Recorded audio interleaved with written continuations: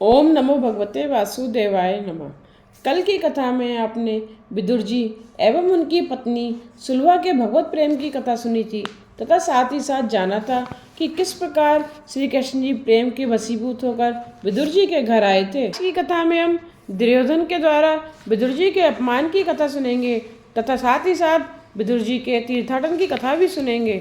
सेवकों ने दुर्योधन को समाचार सुनाया कि विदुर चाचा आपके विरुद्ध बोल रहे थे। दुर्योधन आग बबूला हो गया और तुरंत ही उसने विदुर को सभा में बुलाकर उनका अपमान किया। यक्ष ने युधिष्ठिर से पूछा कि हमेशा के लिए नरक में किसे रहना पड़ता है। युधिष्ठिर ने कहा था, आमंत्रित करके इच्छा पूर्वक दुर्बुद्धि से किसी का अपमान करने वाले को हमेशा के लिए नरक में रहना पड़ता है। दुर्योधन विदुर चाचा से कहता है, तुम दासी पुत्र हो, मेरा अन्न खाकर मेरी ही निंदा करते हो, मेरे ही विरुद्ध काम करते हो। विदुर जी तो धीर गंभीर थे कि निंदा को सहन कर लेते थे। सभा में निंदा से विचलित न होकर उसे सह ले वही संत है।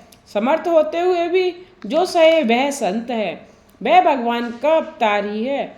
वैसे तो विदुर जी में इतनी तो शक्ति थी कि एक ही दृष्टिपात से दुर्योधन को जलाकर भस्मीभूत कर दे, किंतु विदुर जी ने अपनी इस शक्ति का उपयोग नहीं किया। शक्ति का दुरुपयोग करने वाला दैत्य है। शक्ति, संपत्ति और समय का विवेकपूर्ण सदुपयोग करने वाला देव बन सकता है। कष्ट सहते रहोगे तो संत बनोगे। कुछ सासें ऐसी भी होती हैं जो अपनी बहुओं पर जुल्म ढाती रहती हैं। उनका कहना है, बहू से हम बड़ी हैं, अतः उन पर हुक्म चलाने का हमें हक है। हमेशा ऐसा सोचो कि बहू और सास एक समान हैं।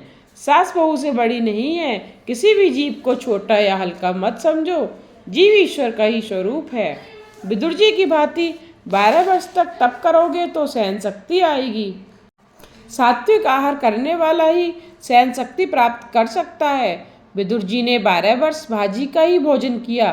तुम कम से कम 12 महीने भाजी पर रहोगे तो सहन शक्ति पाओगे। तेल मिर्ची अधिक खाने वाले का स्वभाव भी मिर्ची जैसा ही हो जाता है। अत्यधिक सहन करोगे तो सुखी होोगे। सहन शक्ति तब आती है जब आहार विहार बहुत सात्विक हो। इस जीव का स्वभाव ही ऐसा है कि उसे जो कुछ मिला है उतने में वह संतुष्ट नहीं होता। बुद्धि यदि ईश्वर में स्थिर रखोगे तो तुम सब कुछ सहन कर सकोगे और संतुष्ट भी हो सकोगे। विदुर जी ने केवल भाजी में ही संतोष माना और ईश्वर की आराधना करते रहे। अपमान से विदुर जी को ना तो दुख हुआ और ना ही गिलानी। विदुर जी ने सिर्फ भाजी ही तो खाई थी। दुख और क्रोध को पी जाने की शक्ति सात्विक आहार से प्राप्त होती है। सुखी होना है तो गम खाओ, कम खाओ। मनुष्य सब कुछ खा जाता है किंतु गम नहीं खा सकता, क्रोध नहीं पचा सकता। तुम्हारी कोई निंदा करे तो उसे शांति से सह लो। उस समय ऐसा मान लो कि वह निंदक मुझे मेरे दोषों का भान करा रहा है, मेरे पाप धो रहा है। कुछ लोगों का स्वभाव भी ऐसा होता है कि निंदा रस में डूबे बिना उसका खाना पचता ही नहीं है। इस दुनिया ने किसी को नहीं छोड़ा, सभी की निंदा की। निंदा करने वालों पर क्रोध मत करो। ऐसा मानो कि इसमें भी प्रभु का कुछ संकेत है। भगवान बड़े दुख से कहते हैं कि मानव कल्याण के लिए मनुष्य अवतार लेकर मैं इस धरती पर आया था, फिर भी लोगों ने मेरी निंदा की। विदुर जी भी अपमान में प्रभु की कृपा का ही अनुभव करते हैं। विदुर जी ने सोचा कि दुर्योधन मेरी निंदा नहीं कर रहा है, अपितु उसके अंदर बसे हुए नारायण मुझे कौरवों का कुसंग छोड़ने का आदेश दे रहे हैं।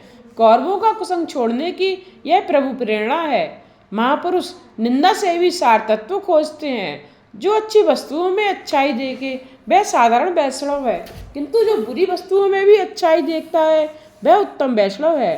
प्रतिकूल परिस्थितियों में वैष्णव प्रभु के अनुग्रह का ही अनुभव करता है। भगवान ने सोचा कि यदि कौरवों के साथ ही विदुर जी रहेंगे तो कौरवों का विनाश ना हो सकेगा, इसलिए ही विदुर जी को वह स्थान छोड़ने की प्रभु ने प्रेरणा दी। रामायण में रावण ने विभीषण का और भागवत में दुर्योधन ने विदुर जी का अपमान किया था। इस प्रकार संतों का अपमान करने के कारण ही उनका विनाश हुआ। कुटुंब में कम से कम एक ही व्यक्ति पुण्यशाली हो तो उस कुटुंब का नाश नहीं हो सकता, कोई उसका अहित नहीं कर सकता। विदुर जी के जाने से कौरवों का सर्वनाश हुआ। विभीषण के जाने से लंका के रावण और अन्य सभी राक्षसों का संहार हुआ। दुर्योधन ने सेवकों को आज्ञा दी कि इस विदुर को धक्के मारकर बाहर निकाल दो, किंतु विदुर जी समझबूझकर पहले ही घर से निकल गए। धनुष बाण भी वहीं छोड़ गए। कौरवों को इस प्रकार उपदेश दिया गया था कि पांडवों के साथ धनुष बाण लेकर मत लड़ो, अगर लड़ना ही हो तो वाणी से लड़ो। विदुर जी तीर्थ यात्रा के लिए चल पड़े। धृतराष्ट्र द्वारा भेजा गया धन उन्होंने लौटा दिया। आवश्यकताएं कम करते जाओगे तो पाप भी घटते रहेंगे, और जरूरत बढ़ाओगे तो पाप भी बढ़ते ही रहेंगे। प्राप्त स्थिति से असंतोष का अनुभव ही मनुष्य को पाप करने की प्रेरणा देता है। इसीलिए तो कहा गया है कि पाप का पिता असंतोष और लोभ है। जो पाप नहीं करता वह पुण्य ही करता है। विदुर जी 36 वर्ष की यात्रा करने निकले, किंतु अपने साथ उन्होंने कुछ भी नहीं लिया। जबकि आजकल के लोग यात्रा करने निकलते हैं तो 36 चीज़ें साथ लेकर निकलते हैं। अपनी ज़रूरत की लंबी लंबी सूची बनाते हैं और इनमें से कोई चीज़ बाकी न रह जाए, इसके लिए पूरी पूरी कोशिश करते हैं। यात्रा विधि पूर्वक करनी चाहिए। विधि पूर्वक यात्रा करने से ही पुण्य प्राप्त होता है। यात्रा करने के लिए निकलने से पहले प्रतिज्ञा करनी चाहिए कि मैं ब्रह्मचर्य का पालन करूंगा, कभी क्रोध नहीं करूंगा, असत्य नहीं बोलूंगा, व्यर्थ भाषण नहीं करूंगा। ऐसी प्रतिज्ञा करने के पश्चात ही यात्रा का आरंभ किया जाए। आजकल तो धन संपत्ति बढ़ जाने पर धनिक लोग यात्रा के नाम पर घूमने फिरने निकल जाते हैं। इस तरह तो कौवा भी काशी मथुरा का चक्कर लगा लेता होगा। तीर्थों के सच्चे साधु संतों ब्राह्मणों की निंदा करने वालों को तीर्थ यात्रा का पुण्य प्राप्त नहीं हो सकता। साधु संतों के प्रति सद्भाव न हो तो तीर्थ यात्रा विफल रहती है। गुरु शब्द का अपभ्रंश है गौर। कुछ ऐसे भी लोग हैं जो गौर का पत्र लिखकर सूचना देते हैं कि हम इतने व्यक्ति यात्रा के लिए आ रहे हैं, इसलिए भोजन आदि की व्यवस्था कर देना। तीर्थ के गौर आपके नौकर नहीं हैं। तीर्थ यात्रा में विधि पूर्वक स्नान करना चाहिए। माँ कुल्ले करना और साबुन लगाकर नहीं नहाना चाहिए। महाप्रभु जी दुख से कहते हैं कि अतिशय विलासी और पापी लोग तीर्थ स्थानों की ओर जाने लगे और वहाँ रहने भी लगे। यही कारण है कि तीर्थ स्थानों की महिमा लुप्त होने लगी। जब विदुर जी यात्रा करने गए तो साथ में क्या ले गए? कुछ नहीं, केवल कौरवों का पुण्य ही साथ ले गए थे। कौरवों का पुण्य साथ ले गए क्योंकि उन्होंने विदुर जी का अपमान किया था, निंदा की थी। तुम्हारी कोई निंदा करे, अपमान करे और तुम उसे सह लोगे तो तुम्हारा पाप उस निंदक के पास जाएगा और उसका पुण्य तुम्हें मिलेगा। तीर्थ में जाओ तो उस दिन अनशन करो, ब्राह्मणों का अपमान मत करो। सच्चे साधु संत ब्राह्मणों का अपमान करने से तीर्थ यात्रा विफल रहती है। अनशन करने से शरीर की शुद्धि होती है, पाप जल जाते हैं और सात्विक भाव जागृत होता है। विदुर जी प्रत्येक तीर्थ में अनशन करते थे और विधि पूर्वक स्नान करते थे। पृथ्वी पर वे अद्भुत वेश में परिभ्रमण करते थे, जिससे स्नेही संबंधी उन्हें पहचान न सके। शरीर का श्रृंगार भी न करते थे। वे अल्प मात्रा में बिल्कुल पवित्र भोजन करते थे। शुद्ध वृत्ति से जीवन निर्वाह करते। प्रत्येक तीर्थ में स्नान करते, भूमि पर ही शयन करते और भगवान जिनसे प्रसन्न हो सके ऐसे व्रत करते थे। संत तीर्थ को पावन करते हैं। भारद्वाज मुनि स्नान करने के लिए आते थे तो गंगा जी 25 सीढ़ियाँ ऊपर आ जाती थी। गंगा जी को ज्ञात था कि और लोग तो अपने पाप मुझे देने के लिए आते हैं, जबकि भारद्वाज मुनि तो मुझे पावन करने के लिए आते हैं। अति संपत्ति अनर्थ का मूल है। इसी कारण भगवान ने स्वर्ण के द्वारिका जल में डुबा दी थी। द्वारिका में भगवान की मूर्ति मनोहर है, उसका स्वरूप अद्भुत है। देखते रहने पर भी मन तृप्त नहीं होता। द्वारकाधीश का दर्शन लोगों को अवश्य करना चाहिए। काशी का माहात्म्य भी अधिक है। काशी के प्रमुख देव हैं भैरवनाथ। इस श्लोक का नित्य पाठ करने से काशीवास का फल मिलता है। काशी में 9 मास रहने वाले का पुनर्जन्म नहीं होता। काशी के मणकर्णिका घाट पर यह श्लोक लिखा हुआ है, मरणम मंगलम अत्र सफलम जीवनम अत्र। शिवजी ज्ञान के मुख्य देव हैं। काशी में ज्ञान शीघ्र ही सिद्ध होता है। ज्ञान पाना चाहते हो तो तुम्हें शमशान में रहना पड़ेगा। शमशान ज्ञान भूमि है, शमशान में रहने की नहीं। उसे सदा याद रखने की आवश्यकता है। दिन में 3 बार 4 बार शमशान को याद करते रहोगे तो बुद्धि में परिवर्तन होगा। कल्पना करो कि तुम काशी में ही रहते हो। यहाँ बैठकर मन में ही गंगा स्नान करो। कलयुग में तो मन से सत्कर्म करने वाले को भी पुण्य मिलता है। तीर्थ क्षेत्र में गया जी प्रसिद्ध तीर्थ है। वहाँ अनेक श्राद्ध करने होते हैं। प्रथम श्राद्ध फल्गु नदी के किनारे किया जाता है और अंतिम श्राद्ध अक्षय वट तले करना होता है, जहाँ की करार बिंद तथा पादार बिंद वाले बालकृष्ण वास करते हैं। श्राद्ध क्रिया कराने वाला पुरोहित किसी एक वस्तु का त्याग करवाता है और भगवान से कुछ मांगने को कहता है। पहले कुछ त्याग किया जाए, फिर उसके बाद ही कुछ मांगा जाए। जो भगवान के लिए कुछ त्याग कर सकता है उसे ही उनसे मांगने का अधिकार मिलता है। अधिकतर लोग अपनी जिस वस्तु से रुचि ना हो उसे ही छोड़ने की प्रतिज्ञा करते हैं।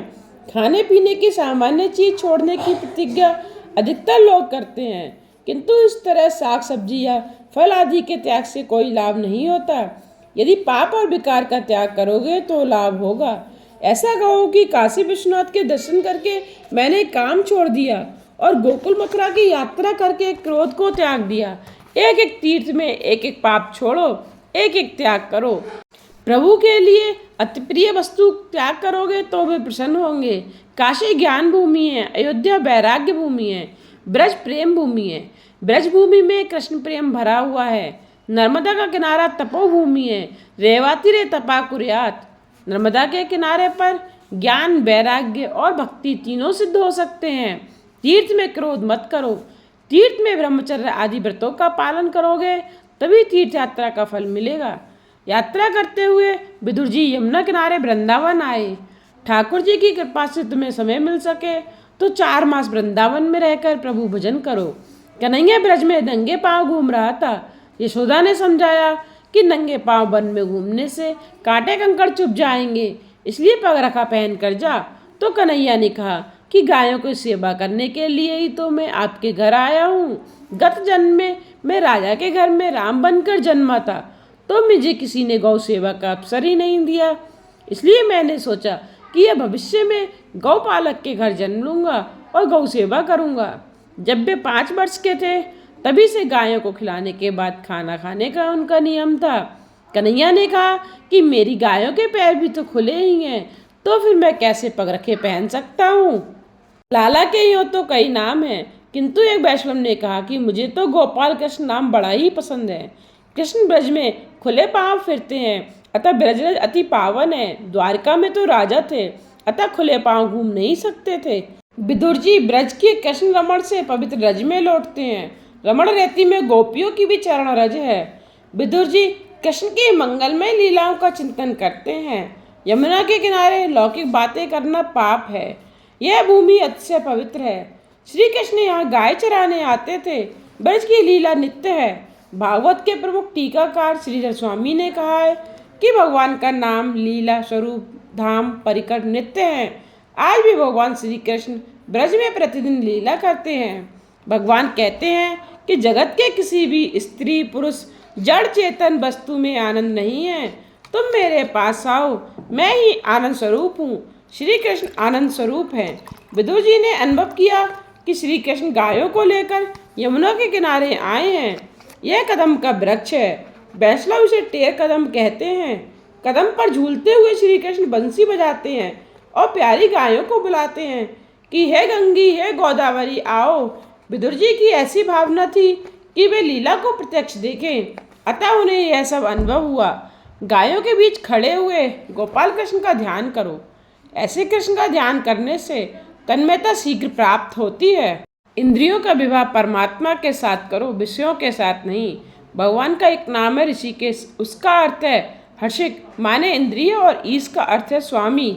इंद्रियों के स्वामी श्री कृष्ण हैं। ये 5 इंद्रियां सच्चे पति नहीं हैं। इंद्रियां पति होना चाहती हैं। संसार का कोई भी रूप जब तक आंख देखती रहेंगी तब तक नींद आती नहीं। इसका अर्थ यह है कि रूप आंख का पति नहीं है। विदुर जी सोचते हैं कि मेरी अपेक्षा ये पशु श्रेष्ठ हैं, जो परमात्मा से मिलने के लिए आतुर होकर दौड़ते हैं। गाय भी श्री कृष्ण के मिलन के लिए व्याकुल हैं। धिक्कार है मुझे कि अभी तक मुझमें कृष्ण मिलन की तीव्र इच्छा उत्पन्न नहीं हुई है। गायें दौड़ती हैं और मैं पत्थर सा बैठा हूँ। उनकी आंखें प्रेमाश्रु से गीली हो गईं। ऐसा प्रसंग कब आएगा कि मैं भी इन गायों की भांति कृष्ण मिलन के लिए दौड़ लगाऊंगा। वे कृष्ण लीला का चिंतन करते हुए कृष्ण प्रेम में पागल हो गए हैं, अति तन्मय हो गए हैं। किसी भी तरह जगत को भूल जाओ और प्रभु प्रेम में तन्मय हो जाओ। सभी साधनों का यही रहस्य है। विरह जब अतिशय तीव्र होता है तभी परमात्मा से मिलन होता है। प्रभु उस समय प्रवास में थे। उद्धव को ज्ञान का उपदेश दिया, भागवत धर्म का उपदेश दिया। फिर उद्धव से बद्रिकाश्रम जाने को कहा तो उद्धव ने कहा कि अकेले जाने से मुझे डर लगता है, आप भी मेरे साथ चलिए। जीव ईश्वर को अपने पास ही रखे तो वह कभी भयभीत नहीं होगा। उद्धव को भागवत धर्म का उपदेश मिला, फिर भी उसका मन शांत न हो सका। वह भगवान से कहता है कि मैं अकेला तो कैसे जा सकता हूँ, हम दोनों साथ ही जाएंगे। मात्र निर्गुण ब्रह्मा का ज्ञान कुछ अधिक उपयोगी नहीं हो सकता है। सगुण ब्रह्मा का सहारा लेकर ही निर्गुण ब्रह्मा को पहचानना है। श्री कृष्ण ने उद्धव से कहा कि मैं श्वेतज्ञ रूप में तेरे साथ नहीं हूँ, मैं तुझ में समाया हुआ हूँ। मेरा स्मरण करने पर उसी क्षण में उपस्थित हो जाऊंगा। तो उद्धव जी ने प्रार्थना की कि बिना किसी आधार के भावना नहीं कर सकता, मुझे कुछ आधार दीजिए। तब श्री कृष्ण ने उसे अपनी चरण पादुका दी। उद्धव ने मान लिया कि यह द्वारकानाथ मेरे साथ ही हैं। अब मैं अनाथ नहीं सनाथ हूँ, ये पादुकाएं नहीं, प्रत्यक्ष प्रभु ही मेरे साथ हैं। उद्धव जी का प्रभु के प्रति प्रेम इतना प्रगाढ़ था कि भगवान की पादुका में भी वे प्रभु का ही दर्शन करते हैं। उन्होंने अपने मस्तक पर पादुकाएं रख ली। मस्तक बुद्धि प्रधान है, इस पर प्रभु को बिठलाने से तुम्हारे मन में कोई विकार नहीं घुसेगा। सुखदेव जी कहते हैं, राजन, उद्धव जी बद्रिकाश्रम जा रहे थे। उनको मार्ग में यमुना जी और ब्रजभूमि के दर्शन हुए। मेरे ठाकुर जी की यही तो लीला है। तीर्थ स्थान में मात्र स्नान करने से मन पूरा शुद्ध नहीं होता, वहाँ बसे हुए किसी भजनानंदी संत का सत्संग करने से मन और अधिक शुद्ध होता है। उद्धव जी ने सोचा कि मैं यहाँ कुछ दिन रहूँगा और किसी संत का, किसी वैष्णव का सत्संग करूँगा। वे निश्चय करते हैं कोई प्रभु का लाड़ला वैष्णव मिलेगा तभी मैं बोलूँगा, अन्यथा मौन रहूँगा। वृंदावन में अनेक साधु आज भी राधा कृष्ण की गुप्त लीलाओं का दर्शन करते फिरते हैं। यमुना किनारे रमण रेती में विदुर जी बैठे थे। दूर से उद्धव जी ने उन्हें देखकर सोचा कि लगता है कोई वैष्णव बैठा हुआ है और उसका हृदय कृष्ण प्रेम से भरा हुआ है। समीप जाने पर उद्धव जी ने पहचान लिया कि ये महान भगवत भक्त विदुर जी हैं और उन्होंने विदुर जी को वंदन किया। उसी समय विदुर जी ने आंखें खोली और उद्धव जी से कहा कि यह ठीक नहीं है कि आप मुझे वंदन करें। विदुर जी ने उद्धव जी को प्रणाम किया। संतों का मिलन भी कैसा मधुर होता है। 4 मिले 64 खिले, 20 रहे कर जोड़, हर जन से हर जन मिले, बेहन से 7 करोड़। 4 आंखें, 64 दांत, 20 हाथ पैर की उंगलियां, 7 करोड़ 7 कोटि रोम, शरीर में 7 करोड़ रोम होते हैं। हरिजन का अर्थ है हरि के लाडले। विदुर जी और उद्धव जी का दिव्य सत्संग हुआ। मनुष्य सत्संग में जितना समय बिताता है उतना ही वह सही अर्थ में जिया है। संतों के मिलन में केवल परमात्मा की ही चर्चा होती है। संत से मिलन होने पर तुम अपनी लौकिक बातें मत करो। यमुना जी को आनंद हो रहा है कि ये भक्त आज मेरे प्रभु की लीला का वर्णन करेंगे, मेरे श्री कृष्ण की बातें करेंगे, मेरे श्याम सुंदर का गुणानुवाद करेंगे, लीला गान करेंगे। मैं अपने कृष्ण की लीलाओं का वर्णन करूंगी। यमुना जी शांत और गंभीर हो गईं। उन 2 भक्तों ने प्रथम बाल लीला, फिर पौगंड लीला, प्रौढ़ लीला आदि सारी लीलाओं का वर्णन संक्षेप में किया। उद्धव जी कहते हैं, मुझे प्रभु ने प्रभास में भागवत धर्म उपदेश देकर बद्रिकाश्रम जाने की आज्ञा दी थी। आपके दर्शन से मुझे बहुत आनंद हुआ है। विदुर जी कहते हैं, जिस भागवत धर्म का उपदेश आपको भगवान ने दिया था वह मैं सुनना चाहता हूँ। मैं जातिहीन और कर्महीन हूँ, किंतु आप जैसे वैष्णव तो दया के सागर होते हैं। भगवान ने थोड़ी सी कृपा मुझ पर की थी, आप मेरी इच्छा पूर्ण करें। मैं अधम हूँ, फिर भी जो उपदेश आपको प्रभु ने दिया था उसे आपसे श्रवण करने की इच्छा रखता हूँ। आप कृपया मुझे सुनाइए। उद्धव जी कहते हैं कि आप साधारण मानव नहीं हैं। मनुष्य जब तक दीन और नम्र नहीं हो जाता तब तक वह भगवान को नहीं भाता। जहाँ भी दृष्टि पहुँचे वहाँ श्री कृष्ण के दर्शन की भावना करोगे तभी दैन्य भाव आएगा। विदुर जी, आपसे और तो क्या कहूँ, जब मुझे उपदेश दिया था तब मैत्रेय जी वहाँ बैठे थे। भगवान ने जब स्वधाम गमन किया उस समय उन्होंने वसुदेव, देवकी, रुक्मणी, सत्यभामा आदि किसी को भी याद नहीं किया, किंतु आपको 3 बार याद किया था। वे मुझसे कहते हैं कि मुझे अपने विदुर की याद आ रही है, वह मुझे नहीं मिला। एक बार जो भाजी मैंने उसके घर खाई थी उसका स्वाद मैं अभी तक नहीं भूल पाया, वह भाजी मुझे आज भी याद आती है। भगवान जिसको अपना कहें और अपना माने उसका बेड़ा पार ही है। साधारण व्यवहार में कोई किसी से नहीं कहता कि तू मेरा है। जीव मंदिर में जाकर भगवान से कहता है कि मैं तेरा हूँ, और घर लौटकर अपनी पत्नी से कहता है कि मैं तेरा हूँ। मंदिर में जो भगवान का था वह घर आने पर किसी और का हो गया। इसीलिए भगवान ना प्रसन्न होते हैं और ना तो यह कहते हैं कि तू मेरा है।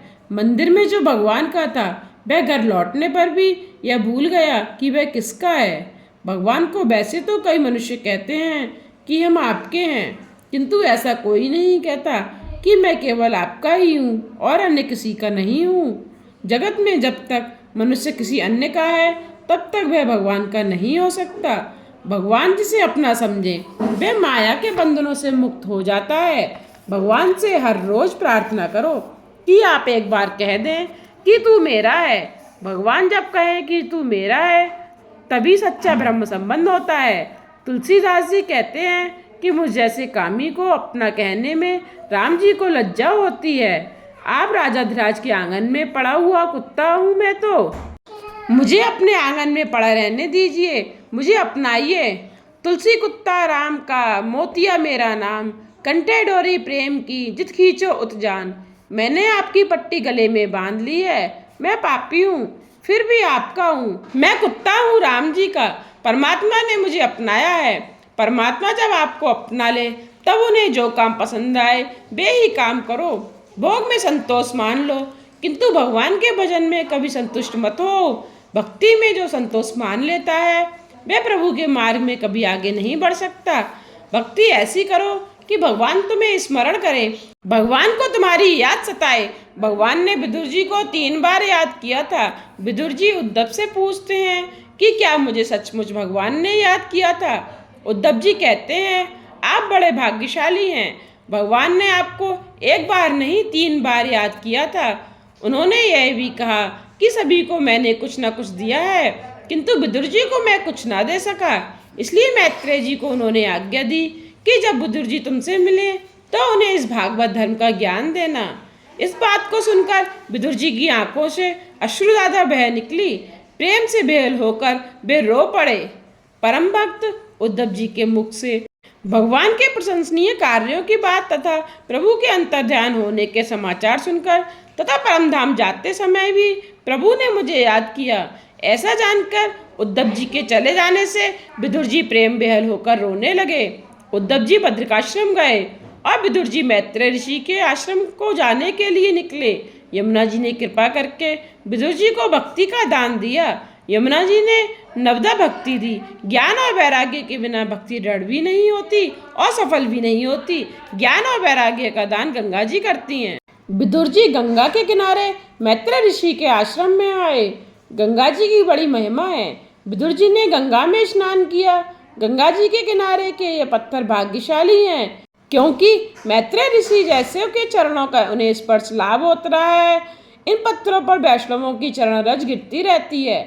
विदुर जी सोच में डूबे हुए हैं कि जातिहीन होने से मुझे मैत्रेय ऋषि उपदेश देंगे या नहीं। मैं जातिहीन हूँ किंतु कर्मीहीन नहीं हूँ। मैं पापी हूँ, अधम हूँ, किंतु परमात्मा ने मुझे अपनाया है, अतः मैत्रेय ऋषि मुझे अवश्य उपदेश देंगे। भक्ति मार्ग की श्रेष्ठता का यही कारण है कि जब तक परमात्मा का प्रत्यक्ष मिलन न होने पाए तब तक व्यक्ति ऐसा ही मानता है कि मेरे दोष के कारण मिलन नहीं हो पा रहा है। भक्ति ने दैत्य की उत्पत्ति होती है। ज्ञान मार्ग में योगी ब्रह्मरूप होने लगता है, किंतु अभिमान आने के कारण बहुतों का पतन भी होता है। आश्रम में आकर विदुर जी ने मैत्रेय जी को साष्टांग प्रणाम किया है। उनके विनय विवेक से सभी को आनंद हुआ था।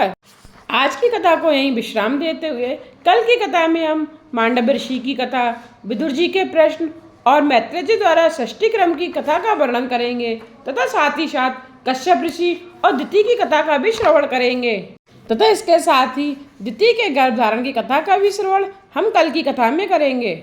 आगे की कथा सुनने के लिए मेरे चैनल को सब्सक्राइब करके बेल आइकन पर प्रेस करके ऑल पर क्लिक करना ना भूलिएगा, जिससे आने वाले वीडियोज़ की नोटिफिकेशन आप तक पहुंचते रहें।